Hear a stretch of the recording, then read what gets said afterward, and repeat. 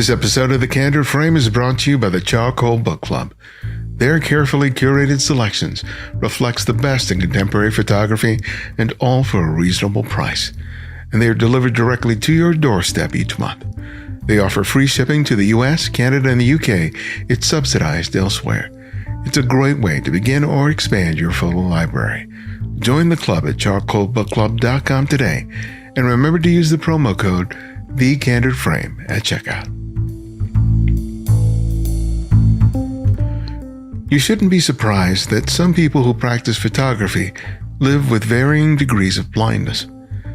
As unlikely as it might seem at first blush, there are countless examples of photographers whose eyesight falls short of 20/20, but who still manage to enjoy a creative life that involves making photographs. Chris Gampat is one of them. Many of you know him from his work as the founder of the Phoblographer website, a news blog dedicated to all things photography. Despite his visual challenges, he has succeeded in creating a unique presence in photography. Though I've known Chris virtually for a while, I wasn't aware of his issues with his vision until recently. And when I did, I reached out to him to learn more about his journey. I hope his story helps provide insight to the many people who don't allow a disability to deter them from practicing their passion. This is Ibarian X, and welcome back to The Candid Frame. It was great seeing you in New York. That was the first time I met you in person, too. Yeah, it was so insane because I was like, yeah, I know this guy's voice, but like I haven't seen him in a while. And I was like, wait, he's here? So yeah, no, it was wonderful to see you and like, being in your presence and all that kind of stuff. Yeah, it's this whole thing. And you probably know it's so strange. You're familiar with someone for years, may even have talked to them, but you don't meet them in person until years later, and it's like, wait, we haven't met, because it feels like we had. Yeah, 100%, man. It's even crazier for me as well too, because I'm legally blind, so like it takes me a while to be able to understand and see someone and detect their mannerisms and all that kind of stuff. Mm-hmm. So, and then it also depends on the lighting that I'm in and all that kind of stuff. So believe it or not, I actually detect most people by sound first. Oh, that's interesting. Yeah. Yeah. When I read the essay, I think you wrote last year when you were talking about your eyesight, and I hadn't realized when we had first talked that you had issues like that. I was like, well, he's a photographer. He must be able to see well enough. And then discover later that, what you've been challenged with. It was really fascinating to see what you've been able to accomplish, not only in terms of the Phoblographer, but just with your own photography and your own career within photography. It's even more inspiring to acknowledge the struggle that you were facing. Yeah, thank you. It's I see the world like a painting, and people tell me it's a blessing and a curse, especially with what I have. I'm like, yeah, I know. Like, I try to make it more of a blessing than I can a curse whenever I can. When were you aware that there were issues with your eyesight? How young were you? Well, I knew that it was really bad when I was like 13 or 14 in high school, and I had like an immigrant mom that was really old school.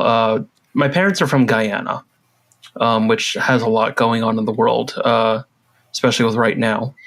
And she wasn't very well educated. And I would tell her, I was like, Mom, I can't really see very well. And she was like, no, you're too young for this to be happening. Mm-hmm. And then it would happen when we were looking at the television. And I'm like, Mom, I can't read the text on the bottom of the news bar when we were watching like CNN or something like that. And she's like, no, you're too young for this to be happening.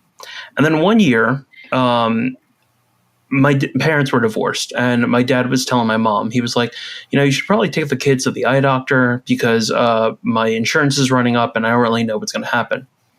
So she took us to the doctor, and the doctor was like, no, your son's like blind, and he has been for a while.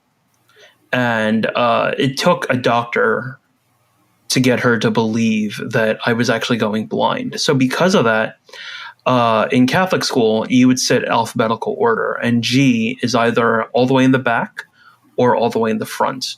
And the classes that I sat all the way in the front for, I did better in, and the classes that I sat all the way in the back for, I didn't really do very well. I'd be sitting there like squinting, and when you're squinting at something, your vision gets even worse. And it continued to get worse, and then in young adulthood, like early 20s, I started to get these really terrible astigmatism headaches, and they really amplified when I entered the workforce. And by that, I mean, like, after my internships, I started my internships at PC Mag and Magnum Photos. You know, those were simple enough. But then I started working at B&H Photo. And that is a stressful place to work. And it made my vision go even worse. And then when I got out of B&H Photo, I had a doctor that kind of misdiagnosed my eyes and said that I needed this really strong, really insanely strong prescription, but it was overcorrection. So I went around the world for a week trying to adapt to these things, and I couldn't. So I had him weakening it, and then, you know, went around the world like that.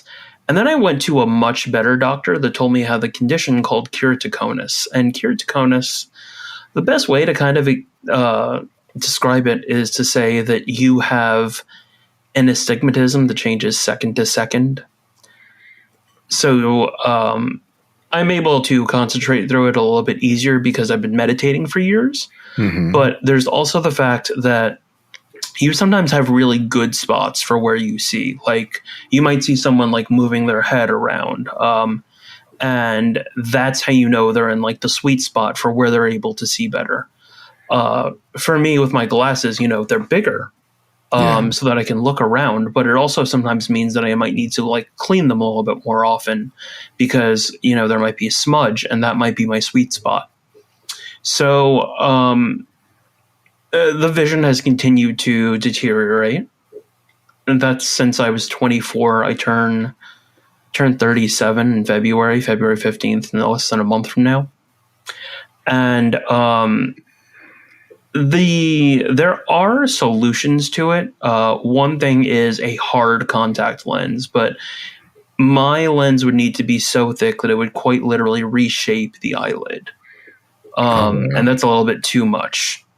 And the other thing is this thing called collagen cohesion, where they pretty much like melt collagen onto your eyes and reshape the front of the eye. But you have to get it done several times per year, from what I've understood. And I've talked about it with my doctors before, and, you know, I think really the best thing is to just keep getting new glasses, at least for the moment. I haven't really done the collagen cohesion. I don't want to do a hard contact lens, you know. Mm-hmm. What if, as a photographer, like something flies into my eye and it breaks the hard contact lens? There's a lot of concerns that I have about it, and I've thought about it for a while. But yeah, I have accepted that I will never see normally. When I've talked to people about this, they're like, "Can you see what that looks like normally?" And I'm like, I don't really remember what that's like. Like, it's been this way like a third of my life pretty much now. So that's the story of my vision. So you described what people look like to you, but when you're just navigating the world, when you're outside, how can you describe what that looks like to you? You know, I was watching the show Daredevil a while ago, and he described it the best, kind of like an impressionist painting. Mm-hmm. And I did more research into that, and that is how I see the world. But by walking around and navigating, like, people might navigate by looking at street signs or something like that. I navigate partially that way, but also by looking at landmarks. And sometimes I'll give myself like random challenges. I'll go out into the rain. I'll take my glasses off because the rain is too hard, and I will navigate back home by looking at landmarks, seeing like, you know, this building that's been around since before the 1940s, and seeing the quality of light and the way that it falls at a park. and knowing that that's where the park is than by listening to certain things like the subway. Where I am in Queens, the subway is above ground.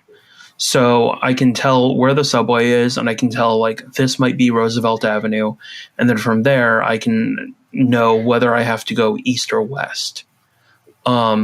That's usually how I navigate the world. And otherwise, it's sometimes about, like, memorization, feeling things. I can tell you it's a challenge when I have to travel and, like, navigating, like, a new hotel and understanding that, like, this is the route that I should take. But, you know, what if I took this other route? A lot of different things, based on, like, feeling, based on, like, looking at a whole and trying to make out the puzzle pieces, sound, all that kind of stuff. That's what I've had to use. Did you come to know other people that had that lived with, you know, challenges like yours, or were you like oftentimes the only one in the room?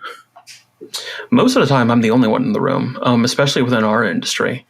Mm-hmm.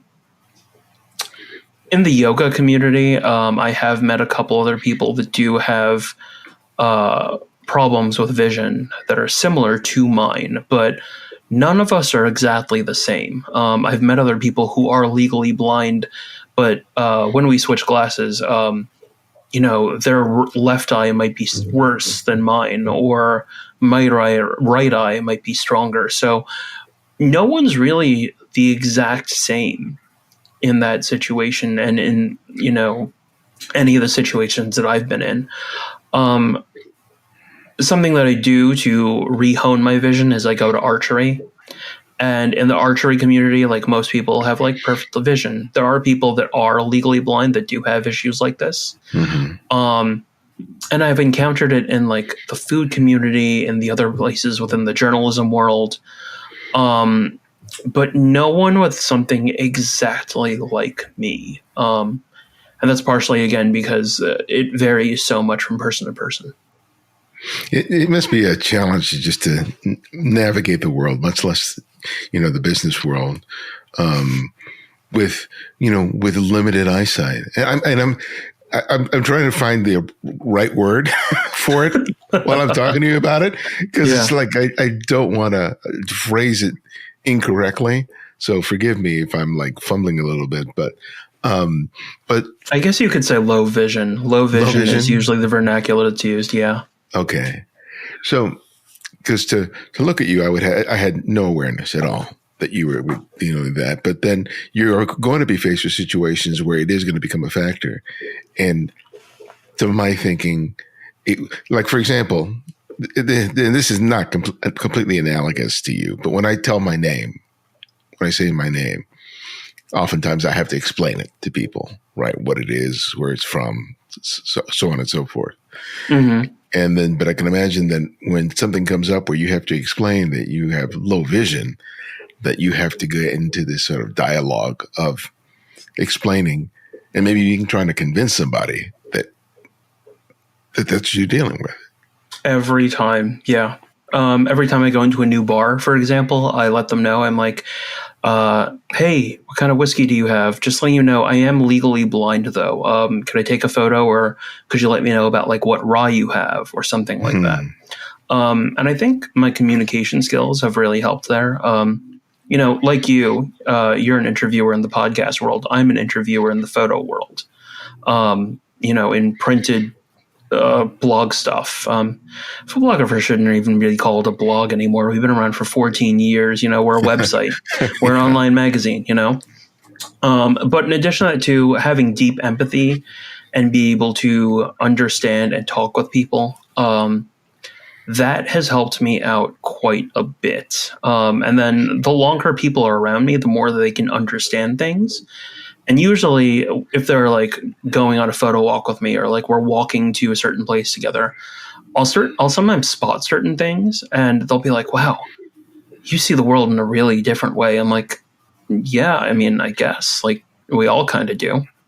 So I think where it has been the biggest challenge is sometimes when I'm going to another country and the person doesn't necessarily speak English as well. Like, for example, when I go to Germany, I try to tell them, I'm legally blind, and I try to learn the words for those kinds of things. Where I am in Woodside, Queens, there are a lot of people that speak Spanish and they don't really speak any English.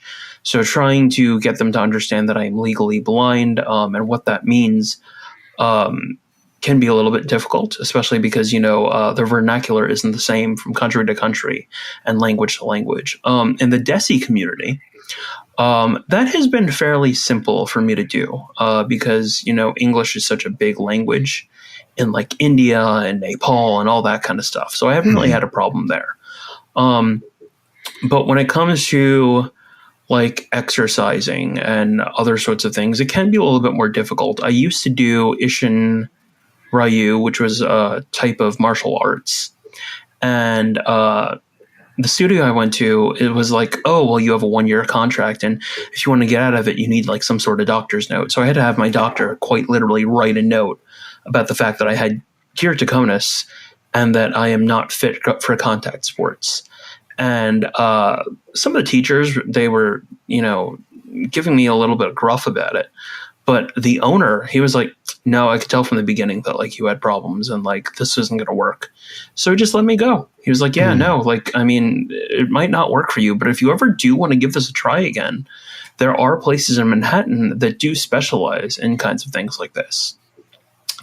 And, my former copy editor, I think he's a judo specialist. And he was like, no, it's more about feeling and like learning how to react and wire that into your head. So there's all sorts of different situations where my vision, I don't want to say that it holds me back. I do try to do things as normally as anyone can, but it is a factor. And sometimes it takes me a little bit longer for things to work. A great example of that actually in the camera testing world, Canon on the R3, there is a feature, kind of like what they used to have, the Elan 7 camera, where the camera will detect your eye, see where you're looking, and then move the autofocus point to exactly in that spot. Because of the shape of my eye, it cannot do it. And that's an issue, with people with astigmatism, with people with keratoconus, because the astigmatism basically changes second to second, and movement to movement. But if you have like perfectly fine eyes or, you're not wearing glasses or something like that, it's usually okay. But, you find ways around it. You use a touchscreen, you use a joystick. Autofocus is a very good thing. I'm not going to lie about that. You find ways. You really do find ways. You adapt, you persevere. And I think that's a beautiful part of humanity. I've been meditating for over 20 something years. And to think that our ancestors, they used to be in caves and they found a way to make fire. And with fire, they found a way to find their way in the darkness. And from there, they found ways to farm and make more permanent structures and build cities and cook, which helped them out in so many different ways. And, you think about those things and it's like, if humanity could have done that, I can find a way just to navigate around the world. It's interesting then that your eyesight isn't translated into what you reproduce with the camera, right? Well, in some of my projects it is. In some ways, some people will be like, oh, this is out of focus. I'm like, okay. But yeah, thank you for saying that. Sometimes I wonder if cameras see better than we do in terms of like sharpness and all that kind of stuff these days. But I sometimes think that not having, for me, exactness is often informing my compositions, right? I'm looking at the intersections of really small, fine lines, points of contrast.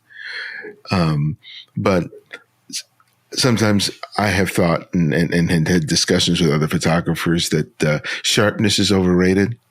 Pristineness, perfection, and letting go of that kind of control can sometimes result in really interesting photographs. And I wonder if you find that because of the way that you see, that that naturally comes through in the photographs that you make sometimes.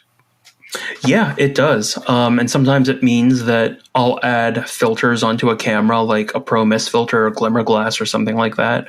Or I'll do something like in-camera movement to create something that looks like an in-camera made painting. So I totally do those kinds of things. And then when shooting, I'm sometimes just like, oh, this is cool, but it looks just like everyone else's photos. I want something completely different. Mm-hmm. Why don't I embrace, like, using a slower shutter speed, using some sort of other technique like second curtain flash or something like that. So I think that my vision and the way that I see the world motivates how I shoot. And I think that's a big difference that isn't spoken enough. And I'd hope that you would agree with me. Like, cameras teach us how to look, but they don't teach us how to see. Yeah. Yeah. Mm-hmm. You know how I feel about that. Yeah.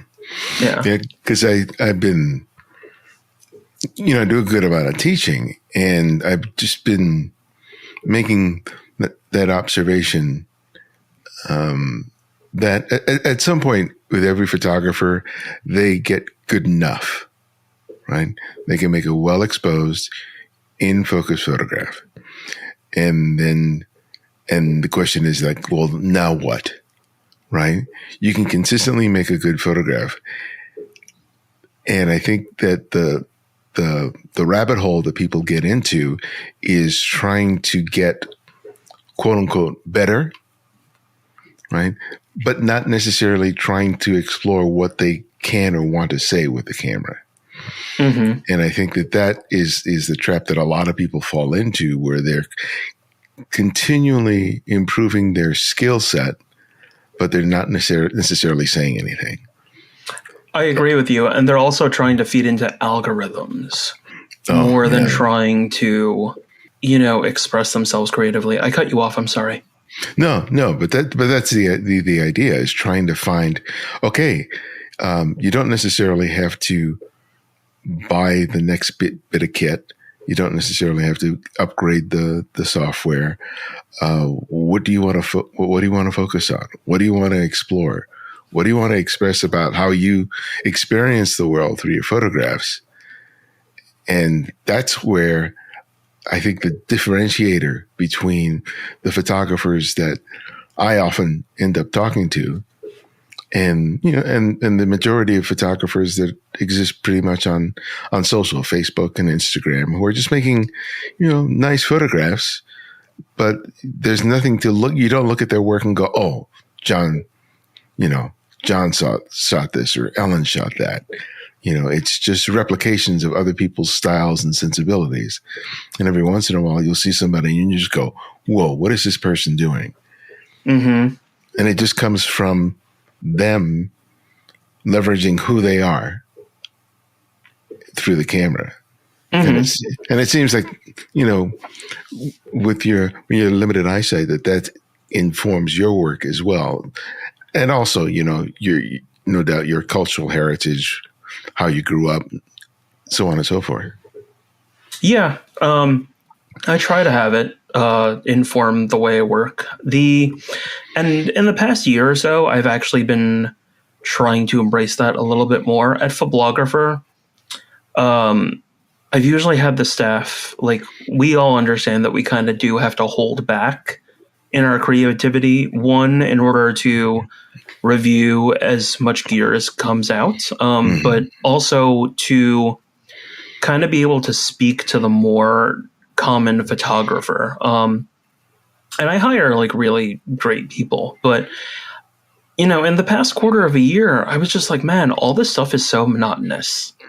It's all more or less the same. I think we're going to review less of it, and we're going to be embracing our own creativity a little bit more. We should be doing projects with these things. And if there is something that is not innovative in any way, shape, or form, probably doesn't deserve a review. It really doesn't, especially with a publication like ours, where, we're taught actively in schools. And we also try to do things where we help photographers see, but not necessarily look and learn more and get inspired and figure out ways that they can differentiate themselves from an AI algorithm. Yeah. Yeah. So I've been trying to do a lot of those things right now. And it means slowing down. And I kind of like that because, Mr. Rogers had this great quote about saying that the best people in his life give him the gift of silence because there's so much noise around and it's constantly bombarding your mind. And Rogers died maybe like 10 years ago. Yeah, and that right. that quote still resonates with me because I'm like, oh, there's so much noise. Like my phone might have a ton of notifications and I might silence it, but there's still notifications coming in. I had to silence the Phoblographer uses Gmail for work. I had to silence the Gmail app on my phone just because there's so much stuff coming in. And I had to start marking people as like spam and saying like, no, I'm going to mute these notifications just so I could concentrate more. There's so much noise in this world. And I really love reading because of that. I love meditating without any sort of notifications coming in. And I love finding ways to turn off my brain and meditating at the fact that like I can silence those parts. And that gives me rest and it gives me clarity and it helps me be creative a little bit more. And I really think that the generation of creative photographers that are coming out right now cannot think that way. Yeah.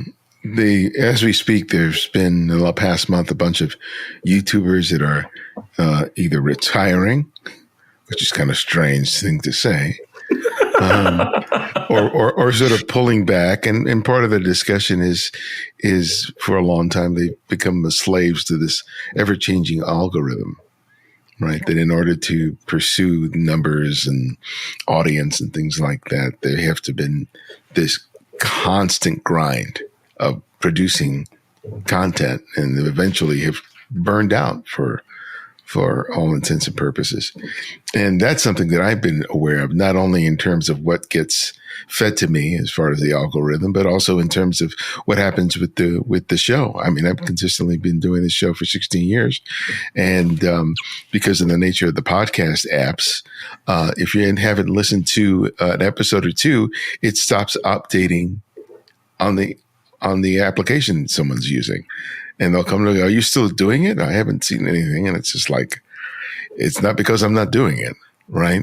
Mm-hmm. I've toyed with the idea of putting, video content up there, but I've been resistant to it because like so many of people that I know who do have YouTube presences, so much of their content is shaped by the algorithm. Mm-hmm. They may start off with one particular intent, but eventually, since they're relying on that output for their income, whatever sort of artistic or creative intention they may have begun with, it has to be put aside in order to keep hitting that number mark. And I know that's something that you've experienced. So it's. And, you did a recent post about the changes that you want to create to the website. And it seems that a lot of it was kind of informed by that very thing. Yeah, partially that. But also, I mean, I took a really hard turn during the pandemic. We used to publish 7 times a day, man. Oh, wow. Yeah. 7 times a day, 4 times each day on the weekend. And then I was like, we don't have to do this. I was looking where the traffic was coming from. I'm like, we can do 4 times a day. And then I switched it to 4 times a day on the weekdays and twice on the weekends each day. And this year, I've been affected by all those things as well, too. I've had to pull back on staff and all that kind of stuff. So right now I'm only publishing 4 times a day on the weekdays. And even that's a lot. But I'm doing different things. I'm not trying to... Phoblographer, because we're an accredited publication, because we've been around for so long, most of our traffic comes from SEO, search engine optimization. Google's always been the great things about that. But, man, Google algorithms for search have changed dramatically over the years. And even last year, there were so many changes. And it really annoys me that there's one company in the world that dictates what journalists do when it comes to reviews. And I was like, no, I'm slapping that in the face. I don't want to do that anymore. So I've been doing other things that work for Phoblographer, like Google Discover, for example, which, you know, when you've been around for a longer period of time, you get a little bit more leeway when it comes to that kind of stuff. Mm-hmm. But also creating the articles that I want to create. And I'm being very careful to not say the word content, because I don't want to be lumped in with content creators, and you shouldn't be either. You know, you're a podcaster, you're a photographer, you're a journalist in some ways, you know. I am a journalist. I am a publisher. I am a photographer. I'm not a content creator. Don't belittle what I do by calling it content. You know, Phoblographer with our articles, a lot of it is perennial. It stands for a really long period of time. Some of it is fleeting, but content is fleeting, and art is not fleeting. Art is something that stands a long time. It can go into a museum. It can go into a gallery. I won't see, like, you know, some video being done for content creation going into any of those places. I don't see it having long-term viability or standing. So, yeah, that kind of stuff has been informing a lot of what I create and what I edit and what the site puts out. I was looking at our editorial calendar today, and, you know, you and I were recording on January 20th. Phoblographer is scheduled into March 6th. So we have to be, we have to be ahead at any one time. And, you know, Monday I'll write more, and Wednesday I'll write more, and Friday I'll write more, and Tuesday and Thursday I spend days answering emails, doing calls like this, advertising stuff, coding, all that kind of stuff. So there's a lot that needs to be done, and I need that mental silence that I was talking about earlier on to help me recharge and to refocus and to endure. You know, and I'm very positive you can understand that. Oh, yeah. Since you're doing a lot of writing, looking at a screen, how does your limited eyesight, what sort of accommodations do you need in order to be able to, you know, look at text and layout and those things?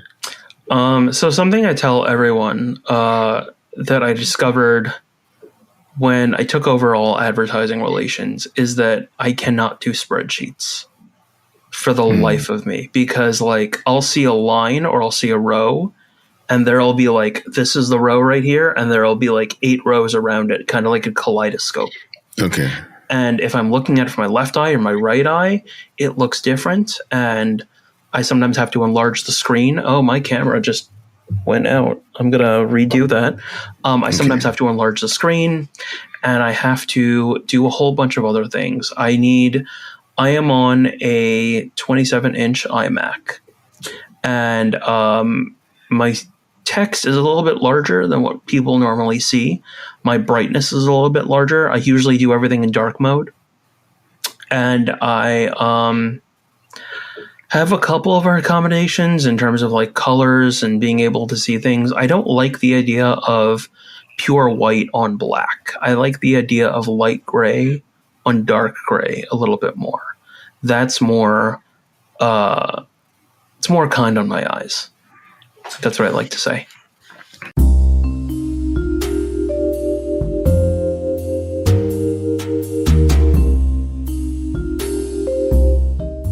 I'm frequently asked for tips for how to become a better photographer. My first suggestion is always to make as many photographs as you can. Don't just wait for the weekend or vacation to practice. The second is to look at great work. Find a photographer whose work moves and inspires you, and immerse yourself in their photography. Though a phone or a computer is a convenient way to look at work, a book provides a special experience. A book invites you to settle in, avoid distractions, and enjoy a full experience with the photographer. I've learned what makes a good photograph by looking at the work of Gordon Parks, Mary Ellen Mark, Sam Abel, and countless others in just this way. That's why books remain so special to me. And you can experience that same thing each month with your membership to the Charcoal Book Club.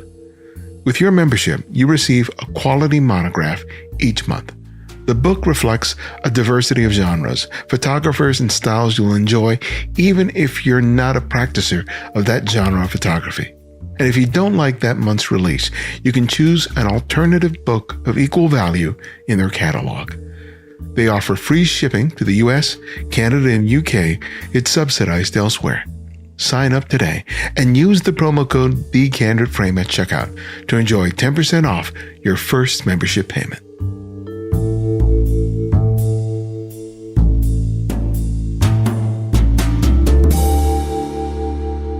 Because of all the writing that I do, I have, I guess, relatively normal eyesight, but it's, when it comes to text, man, it's quite the challenge. Like one of the things when I write something, I usually do the text to speech thing, so that I can catch things that otherwise I wouldn't catch because I kind of gloss over it, and that helps a lot. And so I can imagine with the amount of text that you have to go through that, there are tools like that you may have to use in order to be able to effectively do the work that you do. Yes, there are. One of them is Grammarly. Grammarly is helps me out with copy editing a little bit. Otherwise, when it comes to like photo editing, I used to zoom in at 100% to make sure something was in focus, and I still kind of do, but otherwise, I don't really care. I'm just like, no, how does the composition look? Mm-hmm. And sometimes I may make my crops accordingly. Like maybe this doesn't work well in a landscape format. Maybe it'll work better cropped to a portrait format, or maybe it'll look better as a square or something like that. Other things I use are very specific lighting. Strategically, like on my desk, I have a mechanical keyboard and the buttons illuminate, but I also have like a desk lamp that has a light that fills and spreads just enough so that I can see other things on my desk. And then my office has western facing lights and southern facing lights. So sometimes I might move the curtains accordingly to block out some of the light coming onto my screen that causes reflections, and then opening another curtain up to be able to let more natural light in. So, I just feel better. And then I'm trying to think about what other sort of accommodations I do. Like when I'm looking at a camera screen, the EVF, the diopter does matter for sure. I'll usually have to crank it all the way one way or another. The camera screens itself, I'm usually okay with those, especially like the higher megapixel ones. Like now they're at like 2.3 dot resolution. Mm-hmm. And that's nice. Other than that, no, that's mostly about it. Sometimes I switch between reading on my computer to reading on my tablet and reading on my iPhone, just because, I can take my tablet or my iPhone in a different room and it gives me a little bit more ease. And then sometimes I need to do certain things on my desktop. I used to be one of those people that like on Tuesday and Thursday, I'll take a laptop and I'll go to a cafe and I'll read there, or I'll answer emails there. And then I realized, there were certain things I couldn't totally do on like a 13-inch or 14-inch screen. So I have to do it back on my desktop. So those are the things that keep me kind of tied to a desktop. And then also like moving around to different locations. A lot of it has to do with light. A lot of it has to do with being able to enhance the text large enough, colors, all that kind of stuff. So there is quite a bit to keep in mind when I am working, but despite that, I still get a lot done. You've mentioned in one of the articles that you wrote, excuse me, sure. About talking to camera manufacturers about incorporating features that could benefit people with limited eyesight. Talk to me about that. Yeah, so some of them involve increasing the size of the text so that you can read it easier, quicker navigation of the menus, different color setups to make it easier for people to be able to differentiate in the menu, like one section via another, a lot more pictures, cameras possibly talking to you a little bit more in terms of like the menu settings, better EVFs, brighter EVFs, more contrasty EVFs. Something that I've really seen is the addition of sapphire glass makes it very easy to eliminate reflections. This is in the viewfinder? This is in the viewfinder and also in the LCD screen. Minimizing reflections there can really help because, when there are reflections on your camera screen and then you're wearing glasses, sometimes there are reflections that pop up on your glasses, even if you have anti-reflective coatings on it. The coatings are more on the front than they are on the back. So if there's a light behind you, it's going to reflect into your glasses and it's going to mess with your eyesight completely. Those are mostly the things. And then in addition to that too, like finding buttons in the dark, like illuminated buttons are great. Lumix, for years I've called them Panasonic, but these days they want to go by Lumix, and I'll respect that. I like to call it the pronouns. Yeah. Lumix wants to go by, Lumix has this thing on their ISO button where there are perforations. It's very easy to be able to find that button in the dark. And from there, you can know by muscle memory that you go to the right and that's the exposure compensation button. And you go to the left and that's the white balance button.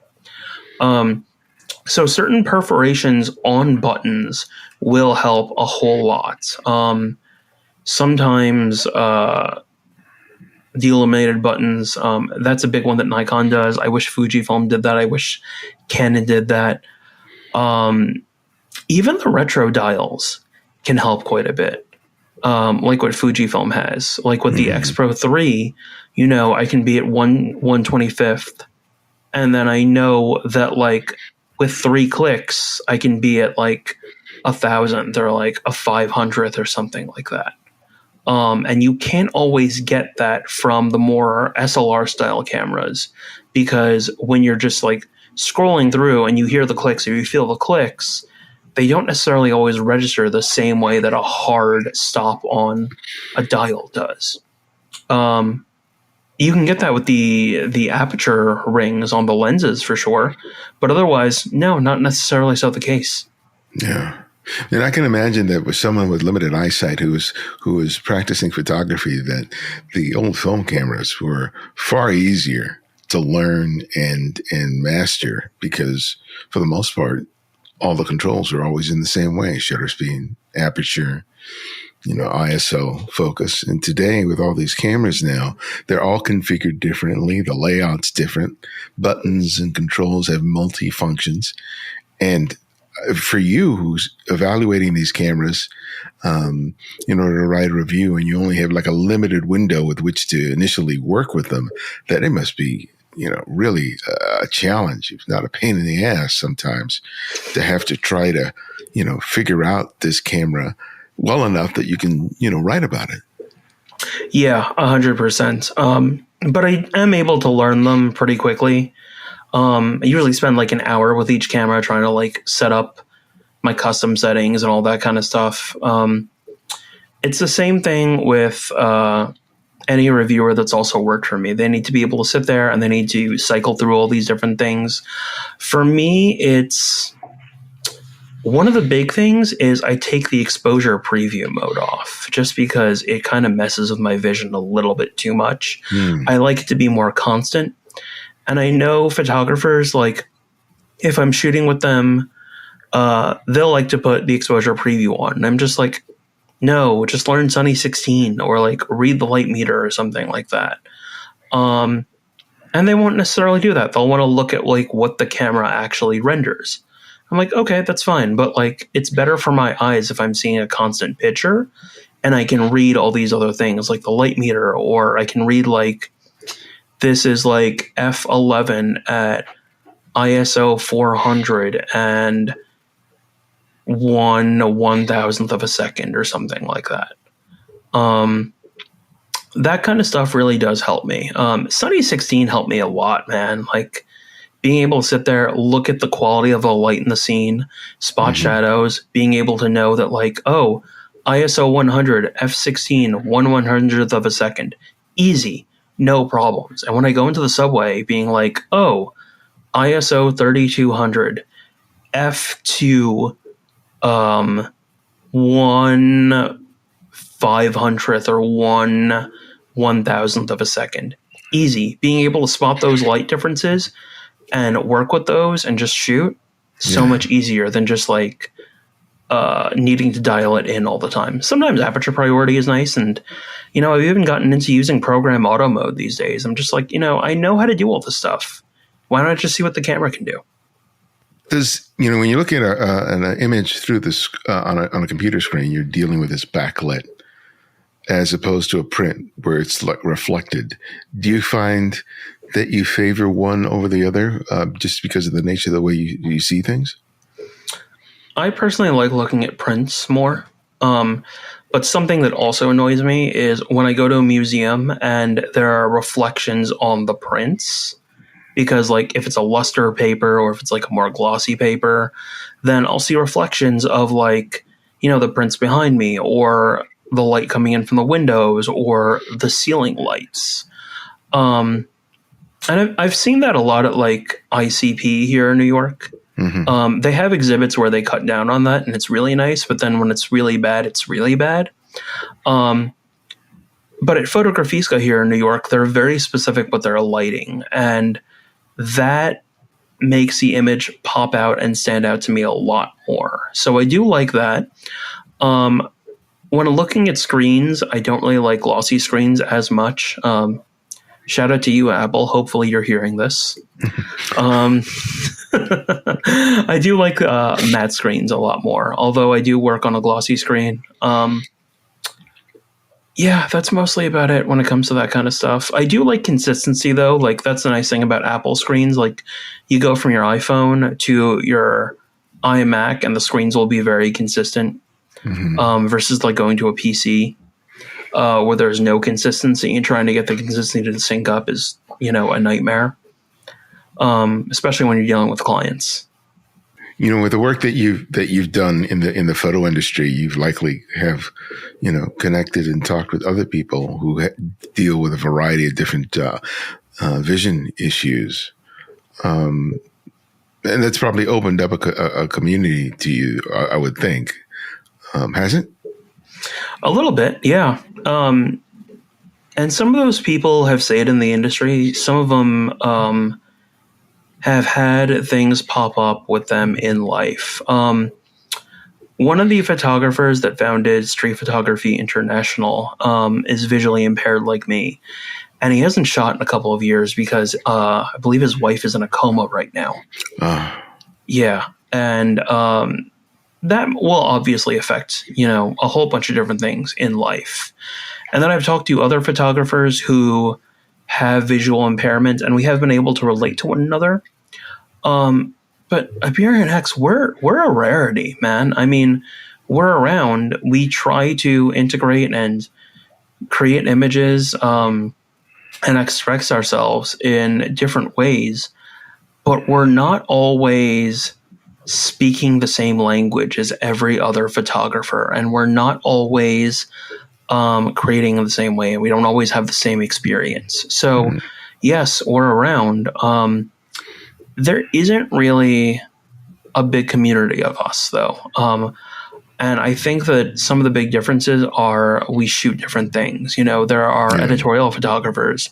There are colorblind photographers that shoot food. There are people with keratoconus like me that shoot landscapes. And those different genres create differences in a whole bunch of us. There can be a photographer with keratoconus like me that mostly shoots landscapes or does astrophotography. And I do some of those things, but these days I'm mostly doing photojournalistic work, some portrait stuff, and some conceptual portraiture. So because I speak that different art language, it doesn't necessarily translate to a landscape photographer. Mm-hmm. That's obviously we both have that nature thing in common, but we don't have the nurture thing in common. So it creates differences. I spoke to Joe Grimes some years ago, and who's colorblind.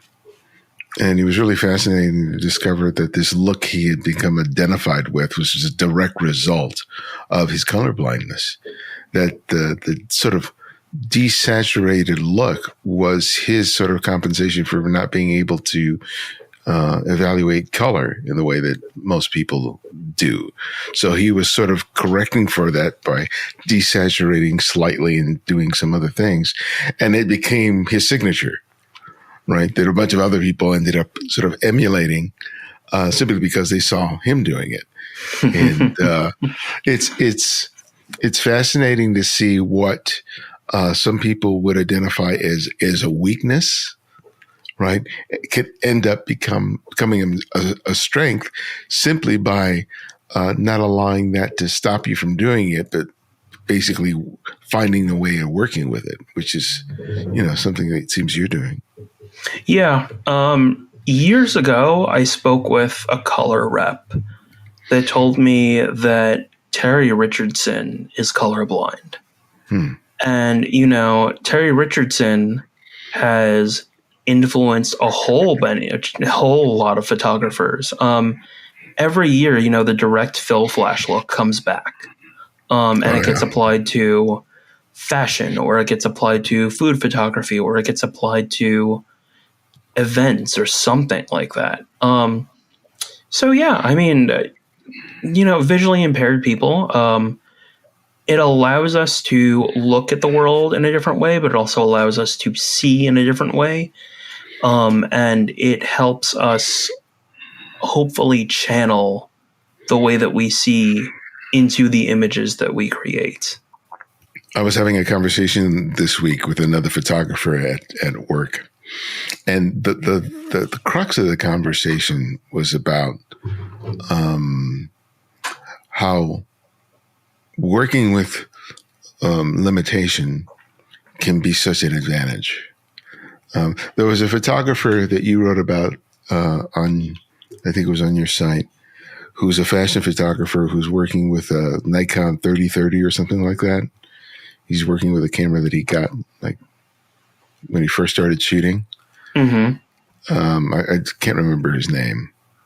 I interview a ton of photographers, but you can go on. But anyway, he's using a camera, 16 megapixels.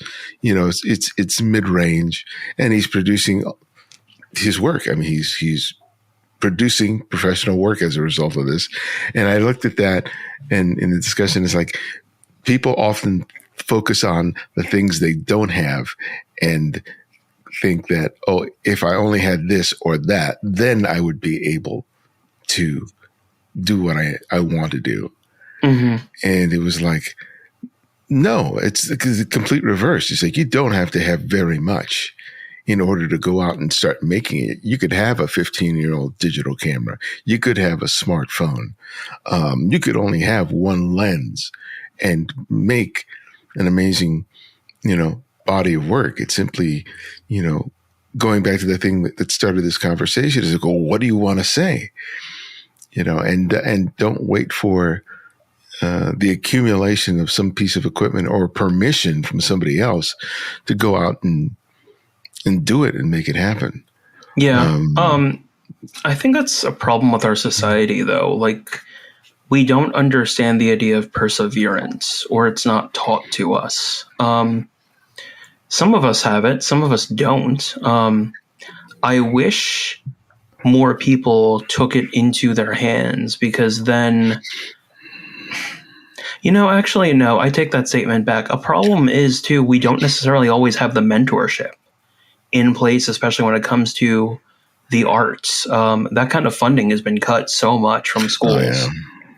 But if we had that, I think people could find a way to creatively find solutions to the problems that they have, especially when it comes to making photos. Finding your tribe. I mean, this as connected as we are today, I think we're more isolated than we've ever been. Mm-hmm. And especially for people who are creative, trying to find the community that will end up nurturing and emboldening us to take risk is really difficult. I find it as connected as I am, right, with as many people as I know, even for me, it's a struggle to maintain connections with people who I feel inspire and nurture me in that way. And that can come because, we're also changing. But do you find that the quality of those connections also changes? Quality. How are you defining that? Deep connections versus the more fleeting ones, I would say. Okay. Yeah. I mean, there are a handful of people who I can talk to and enjoy speaking with. Arthur Meyerson is one of those photographers, just legendary commercial editorial photographer. And every time I get on the phone with him, it's just complete joy for me to sit down with him and talk. And there are other people like that. And we don't necessarily talk about photography, right? Mm-hmm. We just enjoy the opportunity to be connected with each other, right? And we'll talk a little shop, but for the most part, it's about, enjoying each other's presence and humanity and just love of life. And sometimes that's all I need. But it's nice to have people kind of understand the path that we're walking. 100%. Right? And that's really, really helpful because there are moments where there's struggle involved or where there's doubt, and being able to broach it without having to sort of lead up to the conversation by having to explain yourself. Yeah. Is nice. No. Yeah. And that's why I was asking that question. Like you're saying, we are connected, but in so many ways we are disconnected. I feel like also, people can come and go in this industry all the time for one reason or another. Some people are burned out. Some people just get sick of it, or they change and they do something else.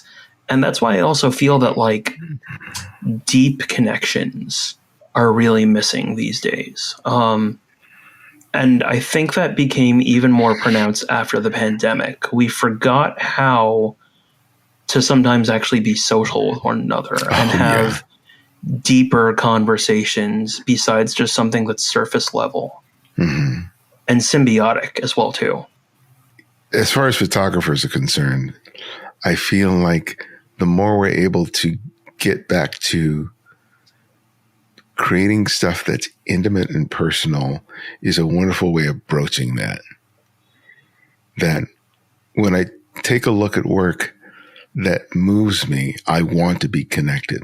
And I am connected in that moment when I see that photograph, and it connects me to another human being, whether or not I have a chance to talk to them or not. Right. And that's what I'm hungry for. Because whenever I look through Instagram, it's constant swiping, and what I want is that. I want that feeling. I don't want just, it's a good picture. It's like, it reaches through the screen and hits me in the heart. Right.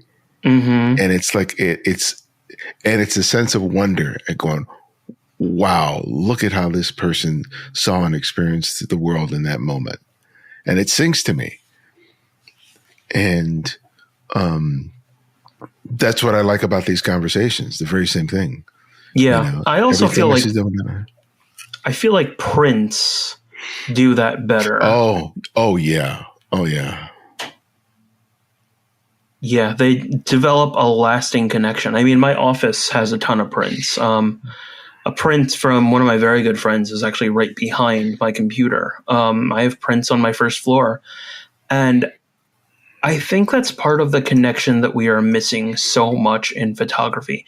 People just think about it as content creation and making stuff for like social media. And that goes hand in hand with our lack of arts education, right? We don't talk about photo books enough. We don't talk about zines enough. We don't talk about prints enough. We don't talk about looking at images in a museum enough. One of my big missions this year is actually trying to report more on the images that you see in galleries and in museum, and trying to help people understand the idea that that stuff has directly influenced what you see today. I wrote an article the other day about how Henri Cartier-Bresson and Robert Capa influenced Bruce Gilden. And Bruce Gilden has influenced so many photographers that we have interviewed. Man. I literally can go back into our back end, type in Bruce Gilden, and WordPress is so good that it helps me find all the photographers who have mentioned Bruce Gilden as an influence. And, when people go see Robert Capa's images or Henri Cartier-Bresson's images, they're like, man, I could have done this. Okay, but for the time, it was groundbreaking, and this image is the paramount thing that has influenced photographers for the years preceding. Yeah. And that is the connection that we don't necessarily make because it's not put forward. But I feel print can start that conversation much better than a reel. Yeah, and Bruce Gilden is, I can't say that he's a big influence on me, but I have such a great and deep affection and appreciation for his work and how he approaches it. Because, and he's said it about his work, especially the work that he did of addicts and prostitutes. It's like, those are the people that he knew growing up, right? Mm-hmm. Those are the people that he was surrounded by as he was coming up with his kid, and his own family was in the midst of alcoholism and addiction and dysfunction. And that there's a love and an affection for those people, despite the fact that they are in the darkest of their circumstances. And he hasn't said this exactly, but basically the idea is that they deserve to be seen too. And I think that's incredibly powerful, and why, for me, his work is so important and so impactful. And it gets back to that idea of why take a picture. I think that is something we all have to sort of figure out, because if you're going to do this over decades, you have to, and make it sustainable. Mm-hmm. That's a question we eventually have to answer for ourselves. Mm-hmm. Otherwise, you're just endlessly, catering to the algorithm and to the manufacturers and chasing your own tail, which would be unfortunate, considering the gift that you have by just being able to buy a camera and make pictures. Yeah, and I think, keeping sight of that original vision that you have is very important. I heard a quote, I'm forgetting where it was, but there's this famous quote that a fanatic is someone that doubles down on their efforts and loses sight of their original vision and their original goal. And I feel a lot of people double down on their efforts to beat an algorithm and completely lose sight of their original goal as being a creative person. And that applies not only to photographers, but videographers, painters, sketch artists, all that kind of stuff. And that's something that I feel we need to keep in mind, especially when it comes to the type of work that you were talking about just now with Gilden. There are people that try to do it just to be exploitive and to get some clicks. And I don't think that that's the right reason. I think it's I come from a world where photojournalism was actually taught in school. Graduated in 2009. And that stuff is incredibly important. Telling your story and the framing can mean so much. And people don't necessarily think about those kinds of things. They're incredibly important. And, if you're doing these things just to try to get famous, and you're not trying to keep in mind the fact that all these other people are people and you need to care about them in some way, then people should get out of this business, man. Like, you shouldn't always make it just about yourself. Like, this is a people industry. Like, it's a small industry. People will talk. People will network. Yeah. Well, my last question that I ask each guest is I ask them to recommend another photographer for our listeners to discover and explore, and it can be anyone, someone you've long admired or someone you've recently discovered. So who would that one photographer be and why? Oh, man. One photographer, that's incredibly difficult. If I really had to name anyone right now, I would say photographer Sydney Inman. I found her on Flickr. Flickr is one of the places that I go to find inspiration for the photographers that we do interviews for on Phoblographer. I also go to Tumblr, I go to Behance, I go to Reddit, Visco, a couple other places. Sydney Inman is a surrealist portraiture photographer that mostly does everything in camera. And her work is incredible. I'm shocked that she's not more famous for a lot of the work that she does. But it's very telling. There's a lot of emotion in it. And she's the photographer I think I'd probably recommend. I say that while looking at a print by Brooke DiDonato right in front of me and thinking about a whole bunch of other photographers that, you know, I've been wanting to work with and interview and all that kind of stuff. But she's the one that probably has had the most inspiration on me personally these days. Well, thank you for that. I look forward to discovering your work. Yeah, absolutely.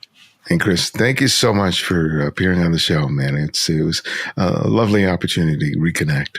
Yeah, absolutely, man. This is always like therapy.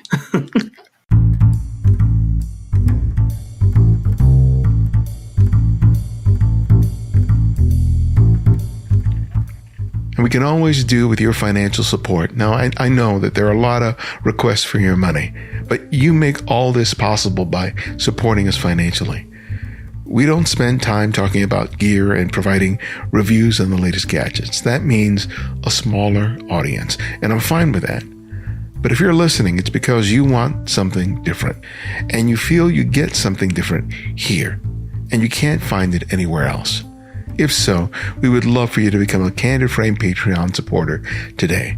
You can contribute $5, $10, $20 or more monthly by visiting patreon.com/thecandidframe. Again, it's patreon.com/thecandidframe. And if you only want to make a one-time donation, you can do that now by going to buymeacoffee.com/thecandidframe. Thanks to Chris for joining us. You can learn more about Chris and his work by visiting thephoblographer.com. If you're a fan of our work, you can write reviews on whatever service you use to listen to podcasts and share a favorite episode on social networks, be it X, formerly Twitter, Facebook, or Instagram. Remember to use the hashtag #TheCandidFrame. You can also support us financially via Patreon. And if you want to make a one-time donation to the show, you can do so by visiting buymeacoffee.com/thecandidframe. Thanks to John Agather for their recent contribution. We've relaunched our newsletter using Substack. By subscribing, you'll receive weekly essays that I'm having great fun writing, as well as updates on everything related to TCF. Substack has a wonderful photographic community, and I hope you'll join us by signing up today. And if you can't find every episode of the show on whatever service you use to listen to podcasts, download the Candid Frame app for Apple iOS and Android. And because of your generosity, it's free to download and use. No additional purchases are required. The Candid Frame's audio engineer is Martin Taylor, who you can find at theothermartintaylor.com. The show's senior producer is Cynthia Parker. And this is Ibarian X, and this is The Candid Frame.